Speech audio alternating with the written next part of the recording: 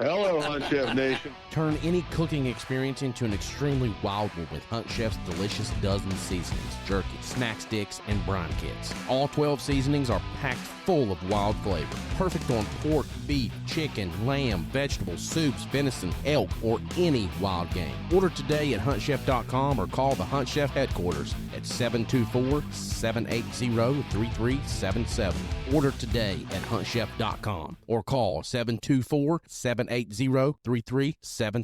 And remember, eat what you kill.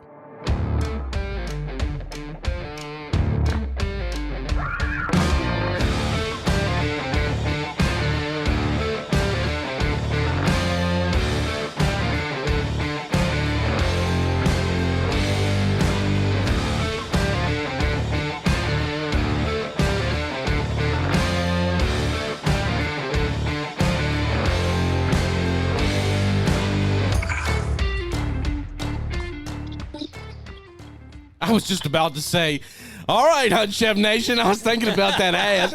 Yeah. Absolutely. Every time we have him on here, man, he's so electric and he comes in just like, just crazy. So welcome back, everyone, to On the Limb Podcast with Nature's Voice Game Calls. We've got a great episode lined up for you this evening. We've got hunters and trackers from all across the state, from the northern part down to the southern. We're talking to people in Pennsylvania, Ohio, and Maryland. So on the coast there. So we've got a great show lined up for you. Like I said, the Longspur Tracking and Outfitting guys, they have had an amazing season this year. And yeah, they have. I'm pretty sure Sean's going to tell us here in a little bit, but I think they're over 430 successful tracks. So we'll get with him here in just a second. But Dave's going to, I did it again. That's right. I'm done. Right. He's Don't done. call me again. He's cutting off. He's out. Dan is going to tell us about what we got coming up at the West Virginia Hunting and Fishing Show. Yeah, well, don't forget, buck firearm season has come to a close. Archery season's still in full effect to the end of the year. And don't sleep on muzzleloader, fellas. That's true, yeah. Yeah, absolutely. That's coming in. I think that starts this Saturday, right? I'm not sure. Next Monday. Is it Monday? Okay, so that's perfect. I'll be home. Actually, I was thinking about that today, Mike. I've got Dad's old muzzleloader. You remember the time when they had those kits and you could build them yourself and all that? Yeah. Oh, yeah. That's still the one muzzleloader I hunt with. I think it's time to upgrade. So we might go on a shopping spree this weekend. Come on. Oh, nice. Come on. I need an inline. I'd take a little inline. Oh, yeah. Well, let's go get two of them. My treat. My treat, he said. Let's go, boys. Oh, man, I'm telling you. So, like I said, we do got some exciting things coming up here in West Virginia. We got the West Virginia Hunting and Fishing Show at the Coliseum and Convention Center.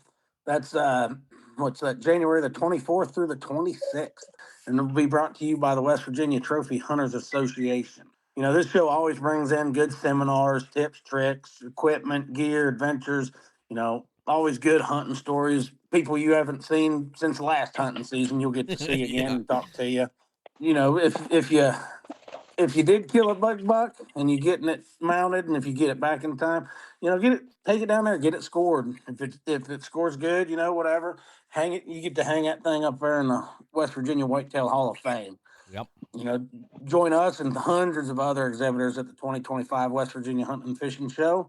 And if you want to know anything else, you can listen here on the Limb Podcast or West Virginia Outdoors with Chris Lawrence on 58 WCHS on Saturday mornings for any more details about it.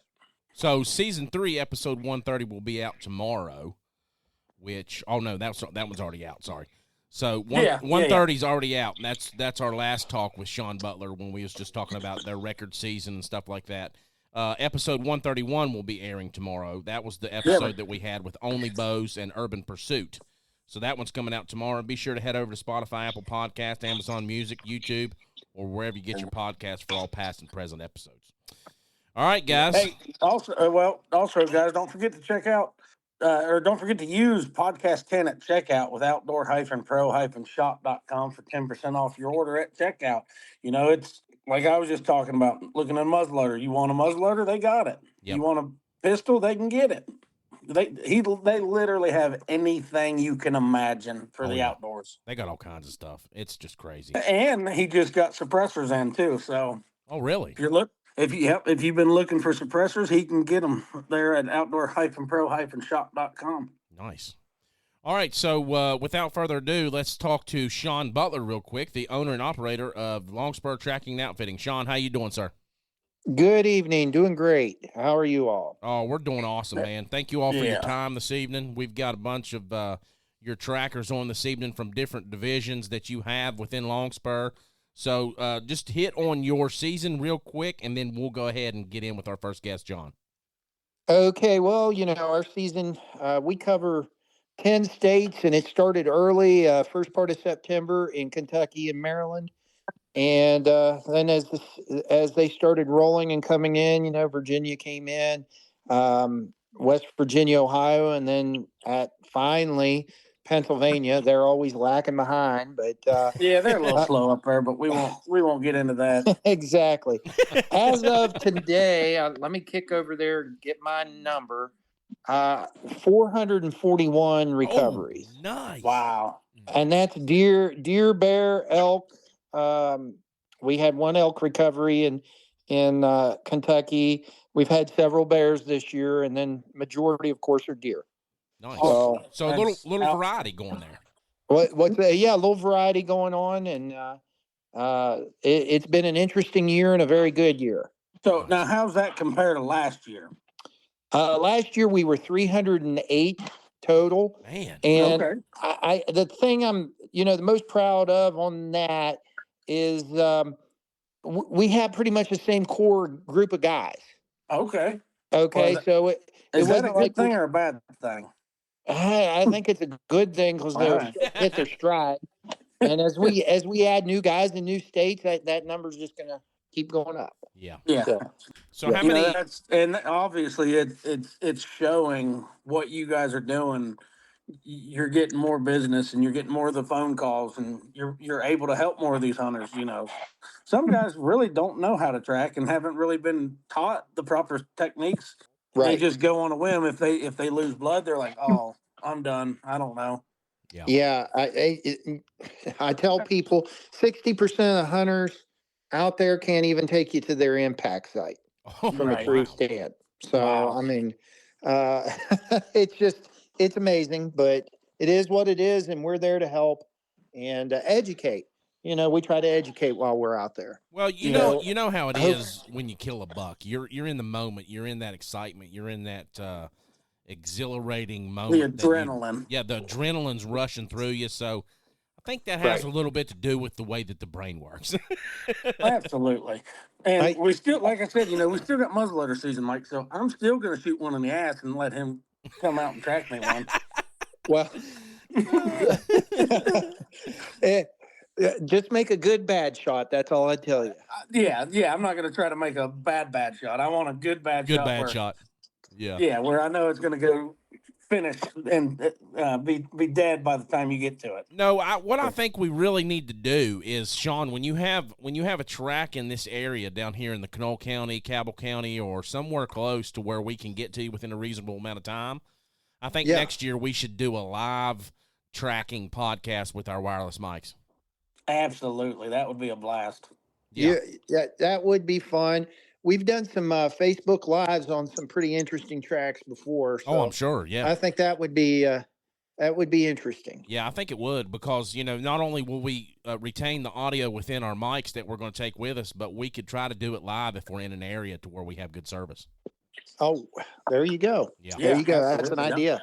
Yeah, hopefully we can get something going on with within the next week or so while everybody's home and right before the holidays and everything. That'd be awesome. Well, maybe. There you go. All right. Well, we're going to talk, Sean, thank you. We'll be back with you here in just a second, so hang in there. Okay. And we're going to bring in Sean Hockaday. He's on the Eastern Panhandle here in West Virginia and part of Maryland. John, how you doing? Hey, how you doing? I'm doing okay. How are you? Oh, we're doing great, man. Glad to have you this evening. Bud. Mm-hmm. So tell us a little bit how your season's been there in the Eastern Panhandle and part of Maryland. Outstanding. I've recently gone full-time, so I'm no longer a part-time tracker. Oh, nice. My numbers My numbers for that's right. My numbers for the year, I'll tell you straight up, they're 93 efforts, 39 recoveries, 19 proof of life, and 1 recovery after a track. Dang. Wow, that's awesome. That is Yeah, awesome. That's impressive. Yeah. Yeah, thank you. Need the applause button there. Yeah, that's what I was thinking. Now, If only Dan was working the board.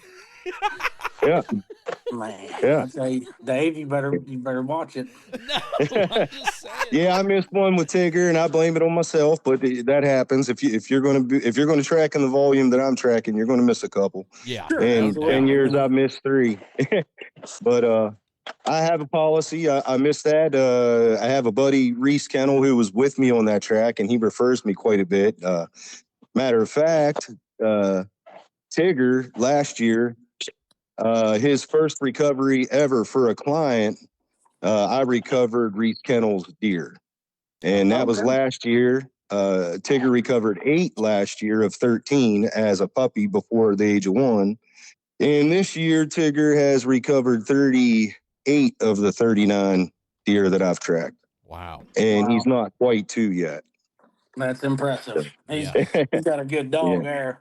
Yeah, Reese is a great guy. He runs the Holler Boys Outdoors YouTube channel. Check that out. Oh, okay. We hope to soon put a thumbnail or whatever you might call it on our Blood Trails TV for Reese, because he promotes us on his channel, and therefore we're going to show good faith, and we're going to promote Reese on Blood Trails, and he's going to be our first hard drive in what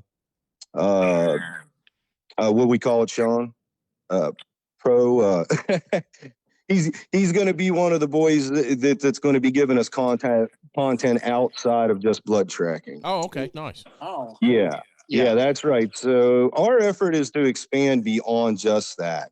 We understand the power in what we do, the drama, and how awesome everything that is. And we are the engine, I believe, for Blood Trails Television with our drama that simply comes from our tracking efforts. It's outstanding.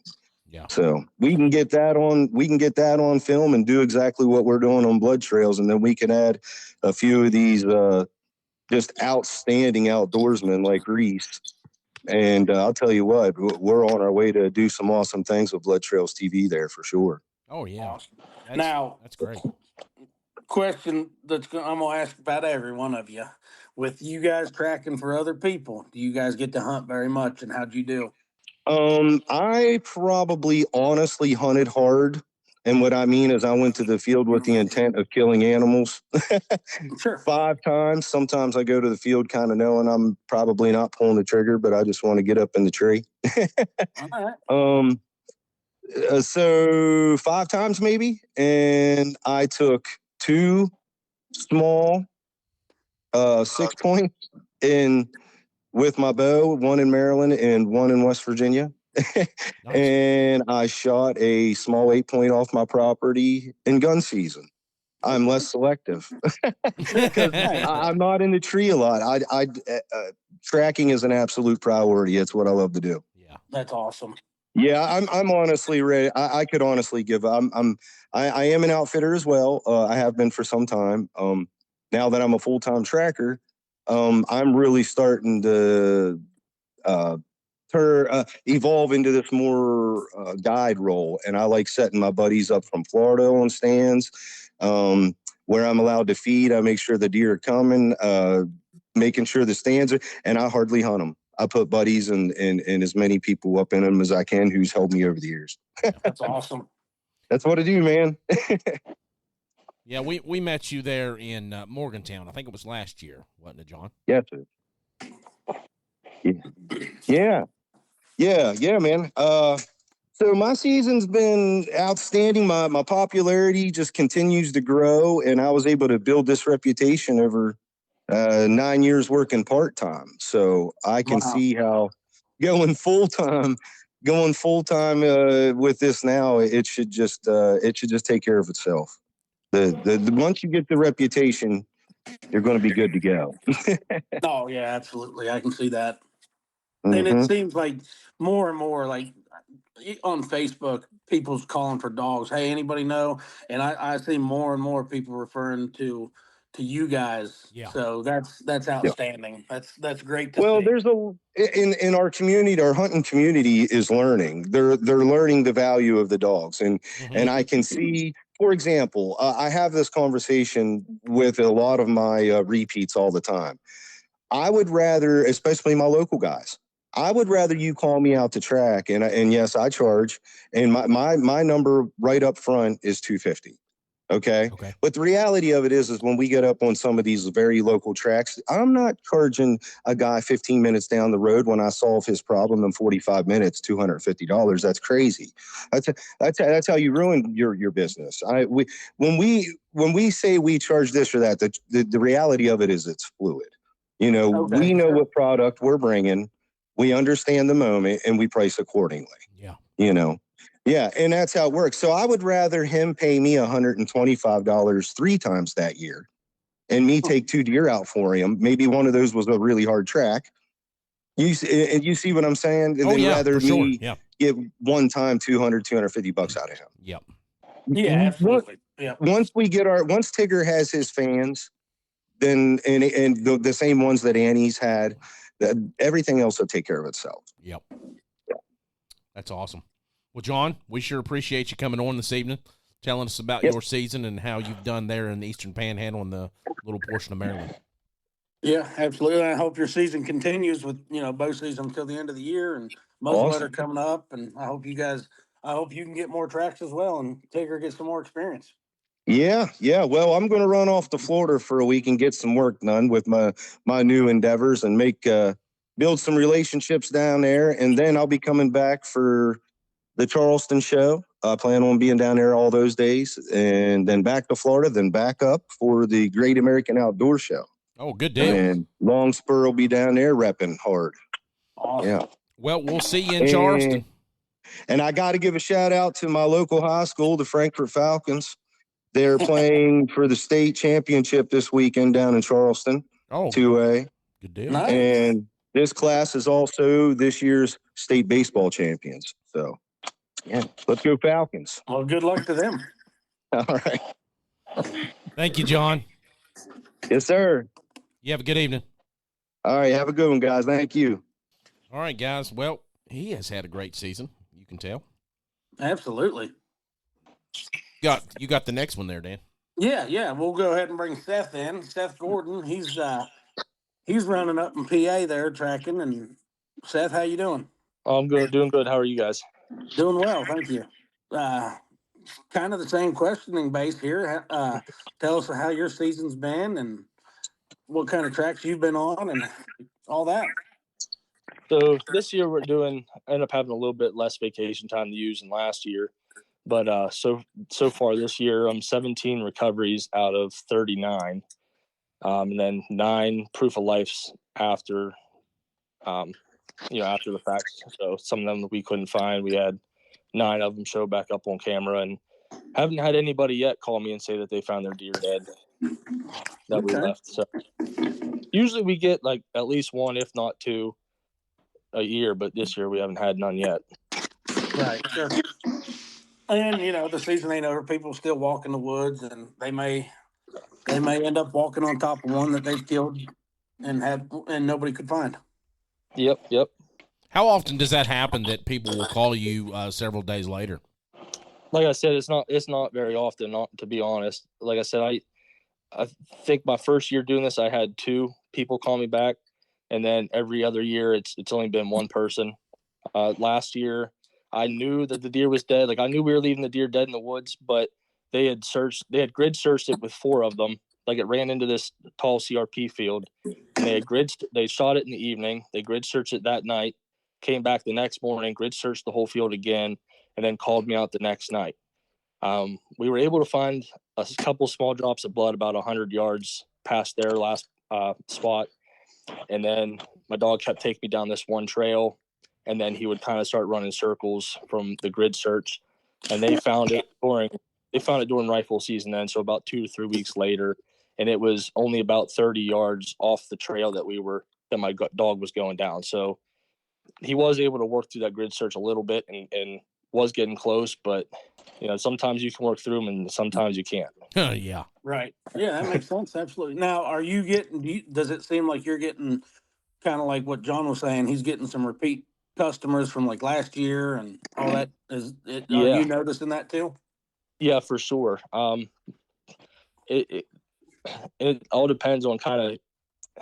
It's all about making connections. So you get a couple guys that are really big time hunters, and they'll use you every time, and then every person that they know, that's who you're getting referred to. So I probably 12 of my tracks came from one guy referring me because he knows so many people in that area that hunt. Wow. Okay. And I've had pretty good luck with that group of people too. I've recovered almost every deer for that particular group of people for whatever reason it is. But yeah. Now, same question for you. Did you get to hunt much, or is that kind of taking more of your time tracking than it is for you to get in the woods and be able to try to kill you something? yeah, this definitely takes a lot of time away from hunting, which I don't mind either. So I went out the first day, and from that first day, the first 2 weeks was, I've never seen it so busy. But we got a somewhat of a cold front for the beginning of October in Pennsylvania. It was like high 30s the full first 2 weeks. So it seemed like everybody was killing deer. So Sure. I didn't hunt at all the first 2 weeks, and before I knew it, we were in the rut. And then I had one day that I didn't have any tracks lined up. So I'm like, I'm gonna go sit at least in the morning for a little bit, and then I seen a huge 10-point. It was chasing a doe, wouldn't come in. About an hour later, a little 6-point walked by, and that's what I ended up taking. I didn't think I was going to get any more time in the tree anyway. Yeah, that makes sense. And that's in my eyes, there's nothing wrong with that. No, I've grown up bow hunting. I've loved bow hunting, so I'd rather shoot a little 6-point with my bow than shooting a nice 8-point with a rifle. Yeah. Sure. Yeah, there's always that. I think there's more of a bigger feeling when you can kill something at close range, especially with a bow. Well, there's more skill involved, I would feel comfortable taking a 3 or a 5-point really with a bow. It's just it takes more practice, I think, and you have to put more time into it. Yeah. If you're shooting one at 300 yards, you don't really have to sit still. You don't have to have your scent under control. There's a lot. Only thing you need down pat is your breathing, Pat. Yeah. And that's not too hard unless it's a big buck. And with a bow, I'm highly impressed. 300 yards with a bow, yeah. That's what I'm thinking, like a rifle shot, I've seen shots that people are shooting though, like 100-yard shots, 150-yard shots, to where they're almost like straight up and down, and they're coming into they're just shooting balloons and stuff. But yeah. So speaking on that, I can't remember exactly what it was now, but that Dude Perfect Dirt show or whatever. Yeah. They've done 2 of them, and I watched them both here recently. They did was it a 2.1 mile rifle shot? And then they did, I think it was a 1,000-yard bow shot. Oh my gosh. Yeah, that was, it was impressive. They were shooting a big old balloon and stuff, but that was still, it was something ridiculous that you wouldn't think of. Just the way he held over, he was 45 feet above his target. Yeah. Yeah. I'm pretty sure it was Hannah Barron I saw shoot bow consistently hitting the target at 75 yards. Oh yeah, I'm sure it is. Yeah, she's really good. Oh yeah, well that's a normal thing though if you really think about that for those guys out west. Like a buddy of mine practices at 100-yard shot, and that's his practice. That's range. Insane. Yeah. For There's bow, no room for out error. West Arizona. Wow. Seth, I apologize if you've already talked about this. I was doing some things there with our Facebook page, but what part of PA are you from? Kind of near Johnstown area, so not really southwest, not really central, kind of in between there. Okay. So, I'm about an hour and a half east of Pittsburgh. Okay. So you're probably an hour from Morgantown. Sorry, what was that? You're probably an hour, 45 minutes from Morgantown. Yeah, about that. Yep. Okay. Now, okay, so with you being there, what kind of area of coverage are you taking on with these tracks? Typically anywhere from Maryland, Ohio. I've never got any calls this year, but last year I made several trips up towards Erie. Oh wow! And then we went clear in the beginning of the season when we weren't busy. We traveled actually me and John kind of drove the same day, but it's separately the whole way out there on the other side of Harrisburg and tracked for an entire day out there because they come in like a week earlier than the rest of the state. Nice. Okay, that's good. So you got a pretty good area of coverage then for PA. Yeah. Yep. I usually stick within like a 2-hour radius. Yeah. Sure. All right, Seth. Well, we appreciate you coming on this evening, telling us about your season and how your actual personal season went. So good luck with the rest of the season, and we sure appreciate you again. All right. Thanks, guys. Thank you. All right, guys, we're going to take a break real quick, and we'll hear a word from our sponsors, and we'll do our salute to valor as soon as we come back with Dave. This episode of On the Limb podcast with Nature's Voice Game Calls is brought to you by Douglas Barrels, located at 5504 Big Tyler Road, Charleston, West Virginia, 25313. Douglas Barrels has been handcrafting ultra rifle barrels for over 70 years. Their expertise is impressive and unmatched. If you want barrels made by meticulous craftsmen who take pride in their work and do not take shortcuts in production, give Douglas Barrels a call at 304-776-1341. Get your ultra rifle barrel today from Douglas Barrels, 304-776-1341, or visit them on the web at douglasbarrels.net. Oh, hey, Michael, you say you got a mobile booth? What's that? You say you're mobile? Mobile, yes. We're going to try to get some events done. To do like a live from one of those events would be really cool. Okay, yeah. Like where we all get together and run and do testing and stuff. Okay, there'd be like 15, 12 trackers there sometimes. Man, that'd be great. You just let us know about a week ahead of time, and we'll try to get it done. All right, we'll be doing stuff up my way. I got some pretty cool spots. Okay, sounds good. All right, man. All right, thank you, sir. Yeah, buddy. Oh God, we were laughing that whole ad because yeah.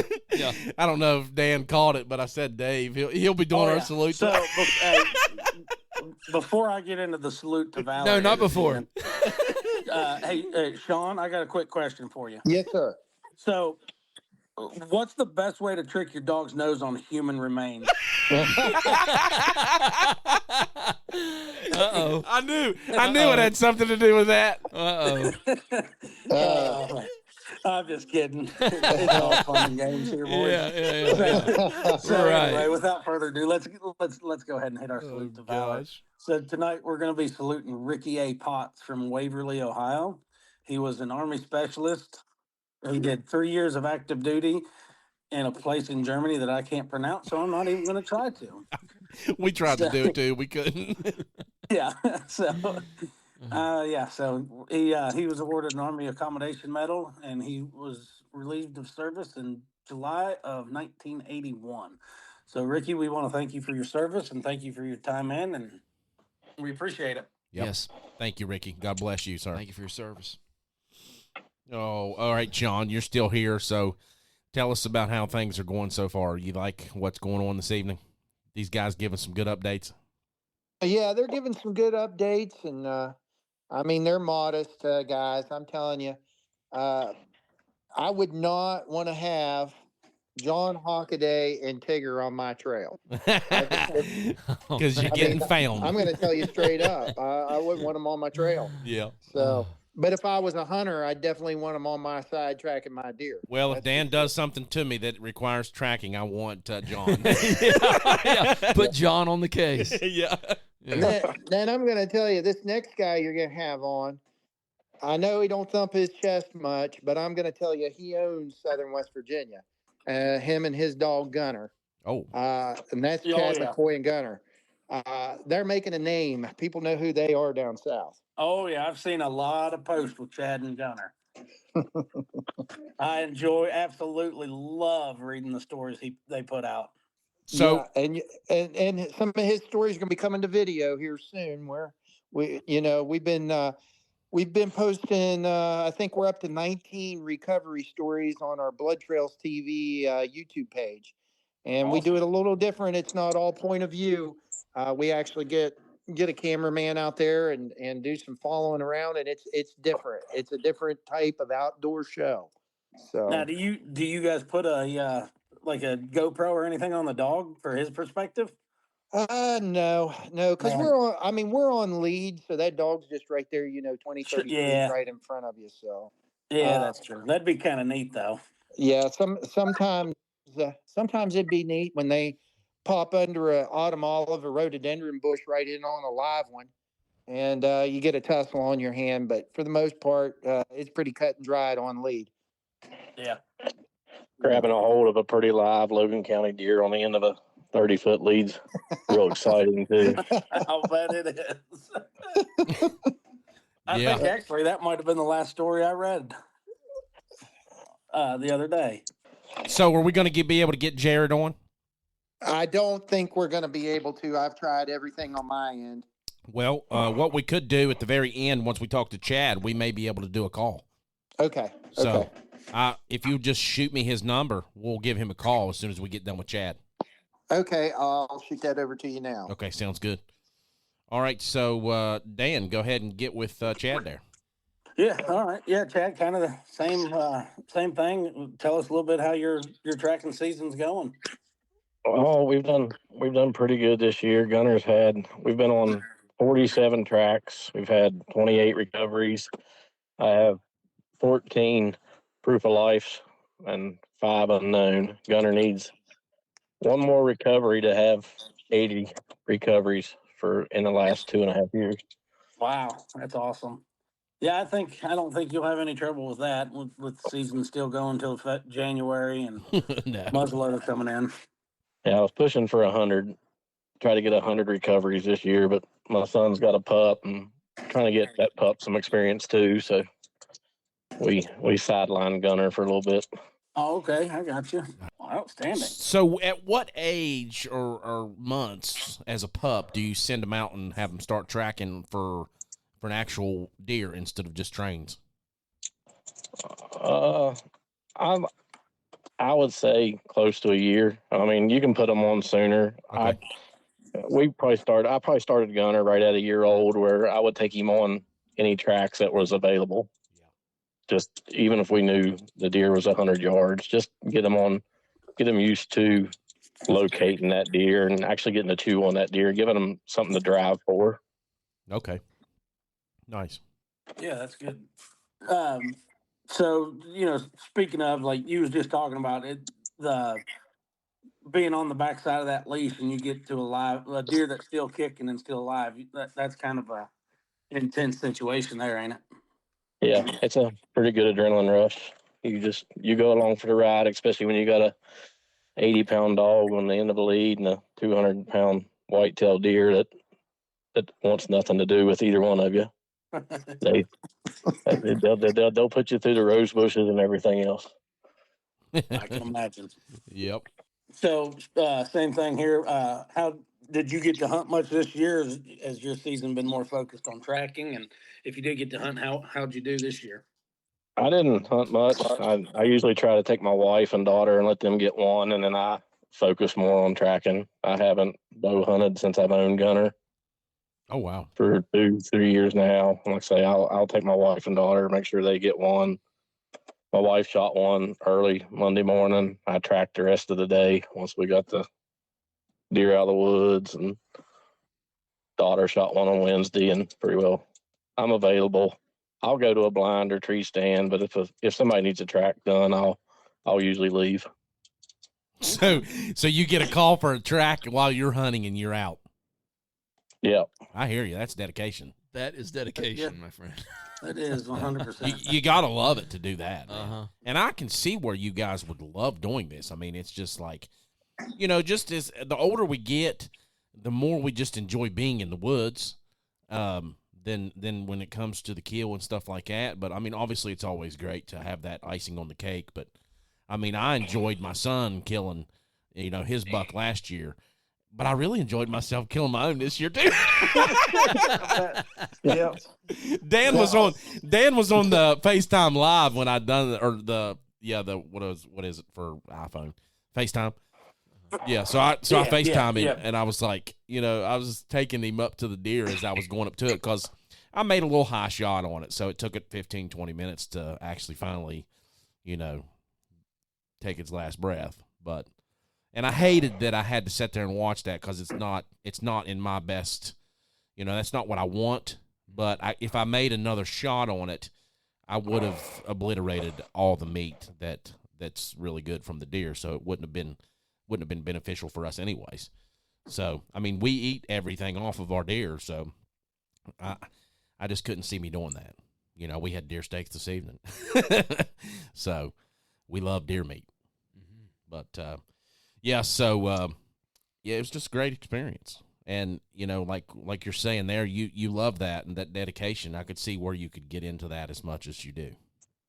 Yeah, it's more exciting. I've met more people and become friends with them over tracking, and I've put my hands around deer horns that I will never kill in my hunting experience. Yeah. Now, when you first came on, Chad, you were a big hunter, weren't you? I mean, you bear hunted. I stayed in the woods.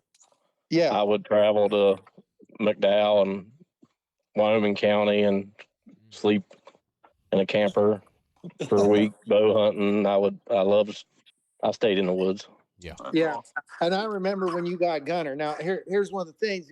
Gunner was one of the first pups that come up to our school here in Buchanan. Oh, and nice. Gunner was just a pleasure to have here while the time we had him.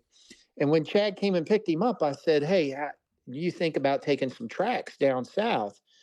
And he's like, I think, Gunner's going to be more for me, my friends, family. I was like, okay. So I just fed him a couple, get him hooked.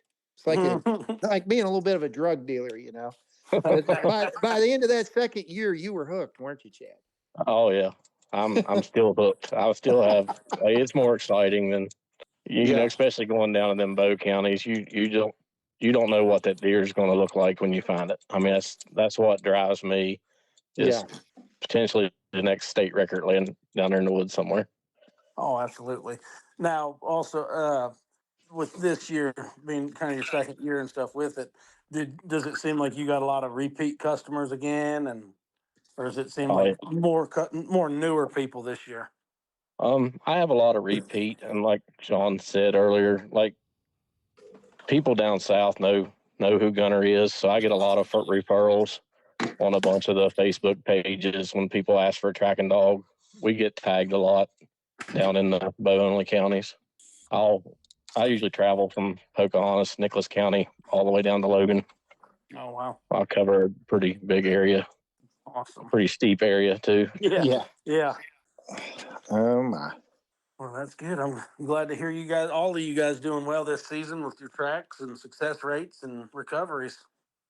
Well, I think sitting back as an owner, one of the best things we ever did, and this was going back to Chrissy, reining me in. I come from the old school television world where you had one star of the show, and she reeled me in early there, and she said, "You cannot, Mr. Butler, be the star of this show. Number one, the dogs have to be the star. Number two, you got to share it with everyone." And that's how we've grown Longspur. We got Chad down south. We got John Hockaday up there up north and Seth Gordon on into PA. They have their own personas and their own dogs, and people know them. And I don't step on that. In fact, we encourage that and we grow it and try to grow it as big as we can. And heck, we want Gunner to be a big star, and we want Tigger to be a big star.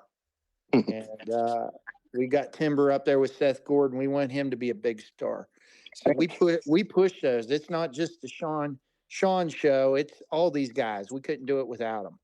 Yeah, you guys got some really great guys tracking these deer. And the divisions that you have, Sean, just hit on that a little bit, how you all are still actively looking for different divisions all over the state and to try, cities and tri-states for you guys to bring into your group? Yeah. It's a growing and learning process. We got Chad down south there running Longspur South, and their focus is that Greenbrier River Valley and the 4 bow hunting only counties. And he comes on up, him and his son Chase, into the Summersville country. And then we have Stacy Stout there in Braxton County with Faint Trails Recovery. We have Logan Cooper down with Kanawha Valley Canine. Go over into Cabell County. We have Tyler Fisher with his Run and Ruger division. Then you start getting into middle ground recovery up, which is Jared McKinney. Hopefully, we're going to get him on here in a few minutes. And he has Derek King working with him. And then up north in Ohio, we have Walt Allen that came on this year. And Walt's just an absolute legend in the tracking world, and he joined up with Longspur this year. And he has a big Buckeye Big Buck Recovery, which is pretty cool, of Longspur. I never thought I'd see the day that Walt would be working with us. And we just got so many guys. Ruby Red of Longspur, which is Jeremy Zickafoos in the Fairmont area. We got guys on over into Maryland with Mike Eppard with Boone Crockett Tracking.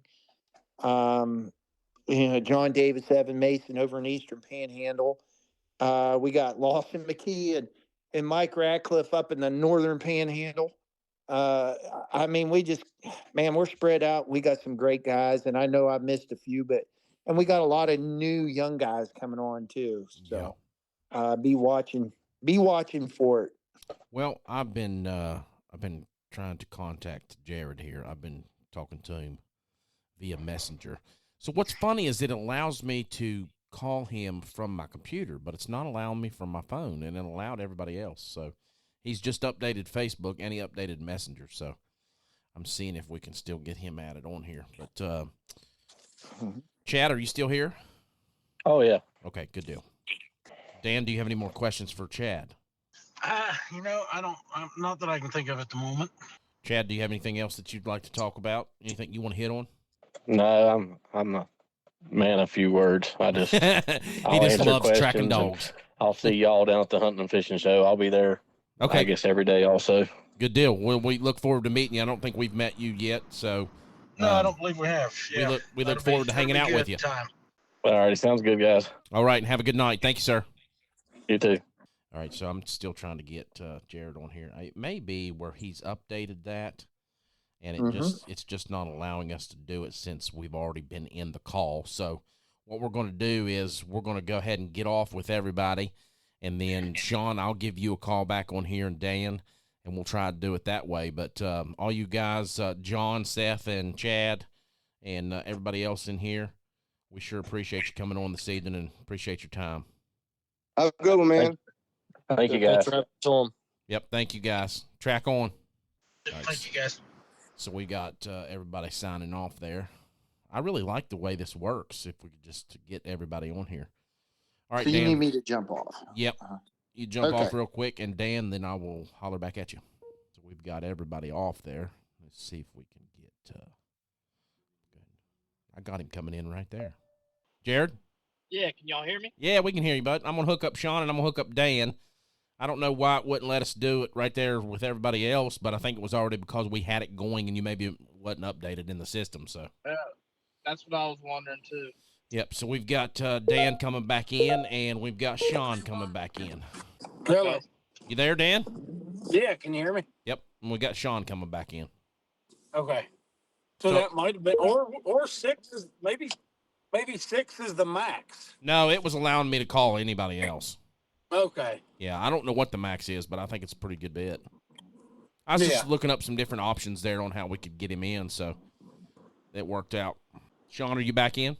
Yes, sir. I'm back here. Okay, good deal. All right, Jared. So you're coming from Ohio. So tell us about your season there with Longspur Tracking and Outfitting and the division there and how things have been. Well, I've kind of far exceeded my expectations for the year. Last year was our first year, and we had about 10 recoveries last year. This year we've tracked 62. We've recovered 28, and we've accounted for 19 of the other ones that we've not found. Oh, nice. Wow. Yeah. That's really good. Yeah. So what kind of dog are you tracking with, and is it how old is it? I've got a chocolate lab. Her name is Lady May, and Lady May. she's 2 years old, a little over 2 years old. And I've also got a gunner pup, and she is about 7, 8 months old, and I recovered a few with her this year also. So one thing that we haven't asked anybody else, and if you can explain this a little bit, or maybe Sean can, when you're telling us about those recoveries and tracks and successful, what's all those things that you're naming there? Explain some of those. What was that one more time? I'm sorry. So when you're talking about the different tracks, the successful tracks, the ones that you couldn't find, so explain each one of those if you don't care for our listeners. Yeah, so the recoveries is ones we've actually put on the tailgate. The proof of life, we call it POL, is ones that we've got confirmation that the deer is alive after we've tracked it, or maybe we've seen it on the track. And then another category we have is accounted for, which maybe they found the deer 6 weeks after we tracked it and it was dead, or something to that effect. So we have a recovery rate and an accountability rate. Okay, yeah, the proof of life was kind of the one that I was on the fence about. I didn't know what that was, what you all were talking about there. So that's good. I figured that was something like popped up on a trail camera a couple, 3, 5, 6 days later, something like that. Yeah. And we've seen, just by following your all's page, that you all have had some that have showed back up on the trail camera, and you guys go back out and end up finding it. Yeah. We've as a group, I don't have my numbers right in front of me, but our accountability rate as a group is like 74% accountability rate. Wow. So yeah, it's pretty, to me anyways. I think that's pretty good as a whole. Oh yeah, for sure. Yeah. Now Jared's our Longspur statistician. He keeps all our numbers for us. Oh, nice. Yeah. So if he gives you a number, it's probably spot on. He's got a good hold on it. Yeah. So outstanding. So now, like we've asked everybody else, how was your season hunting wise? Did you get to hunt, or did you focus more on the tracks? So before I started tracking, I was all about hunting, and then the tracking bug bit me, and now honestly I could care less to even hunt, to be honest with you. I've got 3 boys, and 2 of those boys they're killers themselves, and they knock plenty of deer down. And my wife, she hunts, so I get them on deer, and they put the meat in the freezer, and then I go put the meat in the freezer for the other hunters. Nice. So that seems to be the trending pattern there, as I'm noticing. All these guys were hunters, big time hunters, and until they got into this tracking, and they seem to have put the rifle down, be it the bow down, and got more engrossed with the dogs aspect of it. Yeah, it's hard to understand until you've actually done it. It's really satisfying. I mean, I've trained my own dog. Nothing against anybody else who hasn't trained their own dog, but for me, it's really satisfying to see all the hard work that we put in. It wasn't for nothing, right? So, going out there and sealing the deal for all the other hunters, like Chad said, I put my hands on some bucks that I would never have a chance to shoot. I've recovered a 178-inch deer this year, a 165-inch 8-point. It's just unreal, the satisfaction that comes from it. Yeah, I can imagine. So, I mean, it falls back, like you were saying, putting your hands on them deer like that. It falls back to being the sportsman of it. It's just amazing to be able to see somebody else's accomplishment and be a part of it. Yeah. And there's nothing better than seeing that hunter's face go from thinking that they're never going to see that deer again, and then they walk up on it, and then it's just unreal the excitement they have. And we recovered a buck in Kentucky in velvet season, and I was probably 40, 50 yards ahead of the hunter, and we walked up on this deer. It was 171 inch velvet buck, and he hadn't seen it yet, and we wasn't seeing any blood. It was a liver shot. And I told him, hey, I need you to come up here. I found some blood. And then it was in a big thicket. He walked up as soon as he seen it, the excitement. It was just unreal. And it's just that excitement from the hunters it's what does it for me. Oh, yeah, for sure. Sorry, guys. I had to visit the tree outside the studio here. Dave's like, you did not just say that. Dave, did you help him?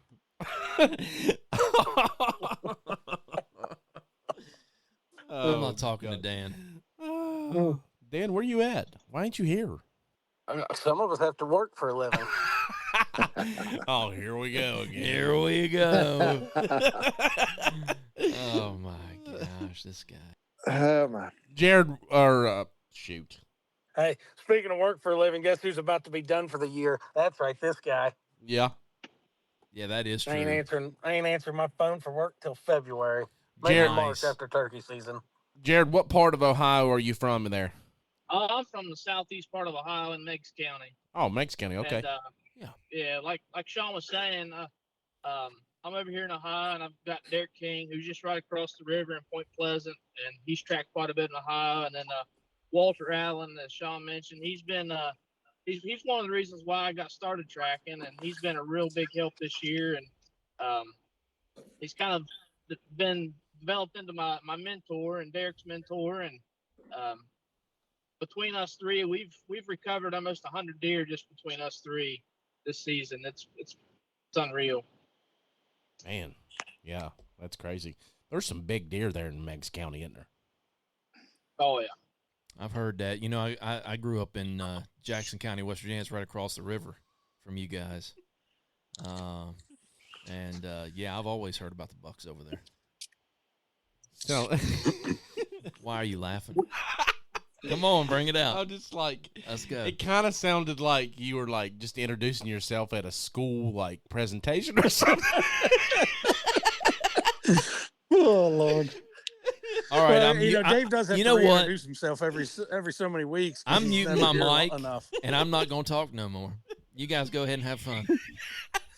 We like it when you chime in every now and then. Hey, let's do a scripture of the day. How about that? Sure. Catch him on the spot. That's right. That's right. Talk. He's like, oh, I want to talk now. Yeah, that's great. What do we got on the Bible for today? Hey, what was you telling me about the other day? I figured you'd bring it right up as soon as we started saying that. You talking about earlier today? Oh, yeah, it was earlier today, wasn't it? I thought it was yesterday. My bad. Well, just how the Lord's been dealing with me on keeping my word. Yeah. Is that what you're talking about? Yeah. Yeah, I think that's a big deal among men. Yeah. Is keeping your word with each other. Yep. If you put your word out there, you know, God keeps his word. If he puts his word out there and says something, he's going to, you know, he said, I am faithful to keep my word and to perform it. That's what he said. Yep. And so if he's faithful to keep his word and perform it, we should be faithful to keep our word and perform it. Yeah, that's good. Absolutely. Yeah, you had told me that, and I was kind of wondering where that went with what kind of scripture you had to go with that. So yeah, it's good. Yeah. No, I mean, I think that's something that the Lord has probably dealt with all of us on at some point in time. Yeah. I mean, we're not perfect. We tell people we're going to do something, and something else comes up. And sometimes it's hard. It ain't black and white sometimes. No, it's very hard to do that. Yeah. You know, you got so much going on, and you're trying to balance everything at the same time, and something comes up. Yeah. You know? Yeah, that's exactly right. But you got to have integrity. But, yes. That's a big thing with God. Honor, integrity, and keeping your word. It's all part of it. Yeah, absolutely. So. Awesome. Thanks, Dave. That's good. Awesome. Thanks, Dave. All right, back to Sean Butler, Longspur Tracking Outfitting. Back to what? Yeah, back to what Dan wanted to talk about. All right. Oh, Lord. Just kidding, Dan. All right, Jared, anything else you'd like to talk about this evening? Yeah, something else in Ohio that we kind of deal with that West Virginia or Pennsylvania or none of them have to yet is the drones. Oh. Drones are illegal over here, and they just keep multiplying. I don't know where they're breeding at, but the drones are multiplying daily, and they seem to be taking up quite a bit of our tracks. So it's something that us dog trackers have to deal with, and drones aren't a bad thing, but you just have to train them dogs to jump up and bite them drones. Yeah. Well, yeah, I'm trying to figure out a way just to rig one on them and then just drive over top of the deer and just drop it on there. But I ain't figured that out yet. Nice. So, do you see any? Derek King, he's got one, and it's an awesome tool. I'm going to try to get one before next season. Sean has one. Jeremy Zickapoose has one. Yeah. Myself and Walt, our plan is to get one by next season, and the dog drone combo, I think, is where it's at. Oh, I'm sure. Yep. Yeah, Derek, it's incredible. It's incredible the success that he's had this year. Just being a first year, I know he's up into 20-some recoveries his first season, and him and Walt have worked quite a bit together with that drone, and hunters. I think it's a good tool to show the hunters just the wait times. While we preach wait times as much as we have, especially during the rut, but Derek's got some incredible pictures and footage and stuff of finding these bucks that normally would have been dead in 8, 10, 12, 14 hours, and 30 hours plus later, these deer are still alive, and it's just unreal the drive they have to survive. Oh yeah, it is. Wow. It's just crazy. So, do you all see a future for drones, like in the near future for there? I mean, I don't think the drones are going anywhere anytime soon. I think they're here to stay. I think there's some work we could do as far as regulations, like early season. Yeah. They're kind of, I don't want to say they're not successful. There is some success early season, but they're not as successful as they are once those leaves drop. Mm-hmm. I've been with Derek on some early season flights, and it's just, unless they're out in the opening or you catch them in between a break in the foliage, you're not going to find them, I don't think. You just have to work so much harder with the drone in early season to find them. Yeah. But late season, they're tough to beat. So with that late season, is it all based on thermal imaging, or is it just by visual, like what you can see? You're talking about with the leaves being off. I'm sure that deer probably blends in really well in that, deadfall. Yeah. Yeah, it's thermal imaging, guys, and it's amazing technology. I can have my drone 400 feet in the air, and with these leaves off, 400 feet in the air, quarter mile away with that thermal on, and spot a gray squirrel on the top of a tree. You're kidding. And then I can zoom in with the collar camera and tell you what kind of nut he's chewing on. Good Lord. I mean, it's amazing technology. That's pretty good. And we are trying to push for them to be legalized in West Virginia in a controlled setting, much as tracking is in a controlled setting. Yeah. And I think the future is the wounded game recovery specialist. That's the guy that has a drone and a dog and knows how to use them both, and when to use them, when to deploy the dog or when to deploy the drone. Yeah. So we know it's illegal here in West Virginia, and it's not legal. But you said in Ohio it is? Yes, Ohio is legal. Kentucky is legal. Maryland is legal, but and I think Virginia is also. But West Virginia, Pennsylvania is illegal. So is it? Is that just northeastern states you're saying there, or is that basically all there is, or does it go further out west too? Missouri's legalized them. Michigan, it's illegal. There's still a lot of states working through this, and some states will never have it. Just because of a lot of the western states are going to allow drones. I mean, they don't even allow cell trail cameras. So it is what it is. But a tool. It's a helpful tool here. It could be abused very easily. Of course, tracking can be abused very easily. Heck, we got guys that are out there free casting dogs like they're bear hunting, looking for deer, and it's not good. But the future, I mean, the drones have a future, and there's a lot of good tools in wildlife management with the drones, and that's something we offer is herd analysis and herd health flights. Um, and we do that with some credentials. We have foresters and biologists and environmental scientists that work for us, so we can do a bunch of stuff with property management. But there should be a future in West Virginia with drone recovery. We're just hoping it's done in a controlled manner. Because in Ohio, Jared can attest to this. We've seen the byproduct of it not being controlled. It seems like every gamer that can afford to buy a drone buys a drone, becomes a deer recovery specialist. And there's more to it than just knowing how to fly a drone. I mean, you gotta be a tracker or a deer hunter, somebody that knows deer, to be able to get out there and help these hunters. Oh yeah, for sure. Yeah, and I think that's one reason why you heard from our trackers. They've all were hunters and were very successful hunters before they got into tracking, and that's why they're highly successful trackers now. Being that woodsman, being a former hunter. Yeah, they know their deer. Yep, for sure. And like I said before, you guys have got some great ones doing it. Yes, sir. Yes, sir. We're blessed. That's for sure. All right, Jared. Well, we appreciate you coming on. And if you have any more of the season left up there, good luck with it. Yeah, yep, we're running through beginning of February, so. Oh, okay, nice. Get a few more on the tailgate. Absolutely. 30 mark.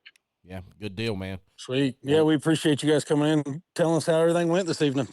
Yeah, thank you. Yep, we sure appreciate you. Also, guys, don't forget to check out naturesvoicegamecalls.com and use podcast 15 to get 15% off your entire order. There you go. We still got deer season. Actually, we just sold some deer calls in I think it was Lancaster, New York the other day. Nice. Sean, you still here? Yeah, I'm still here. Okay, so we're just going to end it with you, and you tell us a little bit about some of the other things that you guys are doing to end the season there. Well, we're getting ready to end the deer season, that's for sure, and then we're going to be rolling into our show season. We're going to be set up down there at Charleston at the show with you guys. We're going to be right there beside of you. Yeah, so I can't wait for that weekend. I'm glad you guys are going to be a part of that. And then a couple weeks after that, we head up to Harrisburg for that big Great American Outdoor Show, which is probably the largest outdoor show in the country. Yeah, it for sure is. The only other one that I know of is probably the ATA, which is just open to dealers, but you have the NWTF Grand National Show in Nashville. I believe that's the only other actual show that's bigger than the Harrisburg show. Yeah, I mean, Harrisburg's just it's amazing how big it is, spread over those 9 buildings, and we're up there for 11 days. And yeah, that's what I'm saying. It's so long. It's just amazing. And last year it grew us immensely by going up there, and we're hoping to have another good year. Yep, that's great. Yeah, and then we're continuing to put out good videos, and we have training videos, tracking videos. We're on Blood Trails TV on YouTube, or you can check us out at whitetaildeertracking.com. All right. Well, we sure appreciate you. And like we said, we're looking forward to you being there at the Charleston show. And you guys are going to plan on going to Morgantown as well? We're already booked into Morgantown, and I think we have a spring show up in Marietta, Ohio. And, it's hard to tell where else we'll end up. Yeah. So I know those shows can get kind of crazy, but they're always fun. Oh, they're always fun, and get to meet a lot of fans out there, a lot of people we've tracked for, people that follow you on Facebook and social media that you don't even know about until you get to meet them face to face. I know. It's like, you get to know these people through social media, and you're like, man, it feels like we've known each other forever. And then when you meet, it's just like the same thing, It's not like you're meeting a new person. Yeah. And we're going to be doing some giveaways at our booths wherever we're at. I know last year we came down to Charleston, set up with you guys, and gave away a Garmin watch. Yeah, that went well. Yeah. Yep. We sure enjoyed having you guys there, and it'll be awesome having you there right across from us. And we got our own little group there that we have at the hunting show here in Charleston, and about every show we go to, we try to always get into to the same row or even, just across from each other. That way we can try to drive traffic to each other's booth and things like that. We just hang out and spend a good weekend together. Well, that's for sure. And we got to ride your guys' coattails. Hey, we sure appreciate what you guys do. You guys are jumping up there in the following and doing a really good job. Well, we appreciate everything and the opportunity to come on here and kind of fill you in on our season. Yep, we love doing this update. I think it's really good for people around the state to know how the trackers are interacting with their customers and, what's just going on in different parts of the state and the tri-states. Yes, sir. Yes, sir. Anytime. All right. Well, thank you, Sean. We appreciate you. You have a good evening. Okay. Thank you very much, guys. All right, buddy. Have a good one. Bye-bye. All right, guys, be sure to check us out on Spotify, Apple Podcast, Amazon Music, Google Podcasts, YouTube, or wherever you get your podcasts. We're there. We sure appreciate everybody coming in this evening, watching us on Facebook, listening to us, and be sure to give us a like and share and comment. So thanks for everybody that was commenting on our live there. We appreciate that. We have Dave over here that's monitoring those comments, so he'll get back with you during the live, and we sure appreciate it. Everybody have a good night.